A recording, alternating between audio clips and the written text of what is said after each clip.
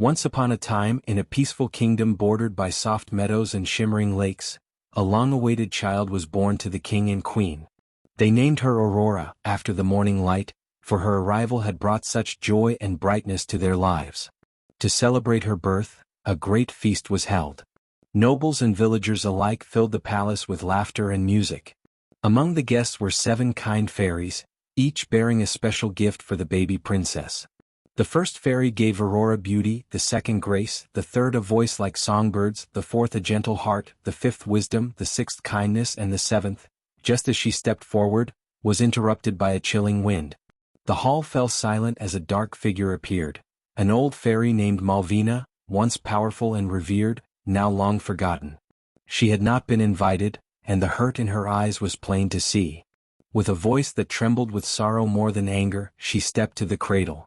"She shall grow in grace, yes," Malvina said, "but on her 16th birthday she shall prick her finger on a spindle and fall into a deep sleep, a sleep from which she shall not wake." The queen clutched her baby to her chest. But before despair could take hold, the 7th fairy stepped forward. "I cannot undo the curse," she said gently, "but I can soften it. The princess will not die. She shall sleep, not forever, but until she is awakened by the touch of true affection." The king, grief-stricken, immediately ordered every spinning wheel in the kingdom to be destroyed. And so, the years passed quietly, and Aurora grew into a young woman as beautiful and kind as her fairy gifts foretold. She loved quiet things, the soft rustling of willow trees, the flutter of birds by her window. She spent her days in the palace garden, often lost in thought or in her books, speaking gently to the roses and humming little lullabies. She had no hunger for adventures or grand deeds, only peace, love, and meaning. But fate is never easily avoided. On the morning of her 16th birthday, as the castle bustled with preparations, Aurora wandered through an unfamiliar corridor in a quiet part of the palace.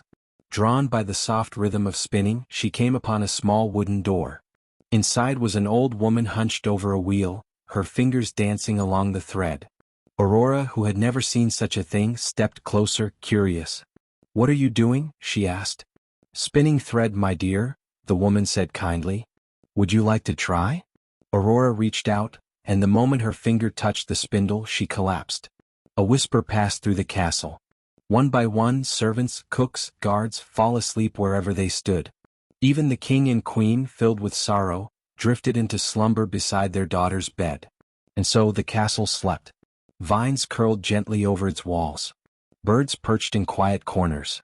Seasons turned softly year after year. But inside time stood still. Aurora lay on a bed of velvet and lace, her face as serene as the moonlight. She did not age. She did not stir. She only dreamed, faint, delicate dreams of gardens, laughter, and something she could not name.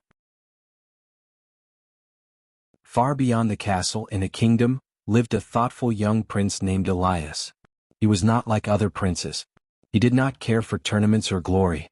He preferred long walks beneath silver clouds and long conversations. From time to time he heard stories, whispered tales of a sleeping princess behind an enchanted forest. Most thought it nonsense, but something about the story lingered with him, like a soft melody he could not forget. One spring morning, Prince Elias rode alone to the edge of the old forest.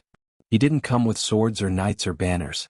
He came with a question in his heart, not a question of courage or conquest, but one of understanding. He only wanted to see the girl in the story. To his quiet surprise, the forest did not resist him. The trees parted. Flowers turned their faces as he passed, as if recognizing his purpose. At last, Elias came to the castle. Silence greeted him, not the silence of fear but one of deep rest. He walked softly through the grand halls, past tapestries still rich in color, past people who looked as if they might wake at any moment, paused mid-breath. Finally he found her. She lay in a round room bathed in soft light, her hands folded, her golden hair cascading across a silken pillow. Elias stepped closer, not out of duty but wonder. He felt as though he had known her, somehow, in dreams and thoughts. He simply sat beside her and watched, unsure if anything he said or did could matter. But the warmth in his heart. He brushed his fingers lightly against hers. And Aurora stirred. Her breath deepened. Her fingers curled around his. Her eyes, long closed, fluttered open like petals in morning light. Their gaze met, unfamiliar yet familiar. "You found me," she said softly. "I think I've been searching for you longer than I knew," Elias replied. The castle slowly awakened. From tower to kitchen to ballroom, laughter and tears returned. The king and queen embraced their daughter, overjoyed and bewildered. The entire kingdom rejoiced, not with parades or fireworks, but with songs, candles and quiet celebrations in every home. Aurora and Elias did not rush into love. They spent many days walking the gardens, sitting by the fire, reading together under willow trees. They learned one another's silences. They listened more than they spoke. Their connection was not born of grand deeds but of shared gentleness. And in time love bloomed, not because of magic but because of understanding. When they eventually married, the wedding was small and serene. Just family, friends, flowers, and the scent of lavender in the air. Aurora never feared sleep again. She had learned that even in silence and stillness life can wait, can dream, for what is real and good and true. And Elias, who had once doubted fairy tales, came to believe in the kind of magic that doesn't change the world with lightning, but with kindness, patience, and quiet belief. And so, the princess and the prince lived not in adventure but in peace.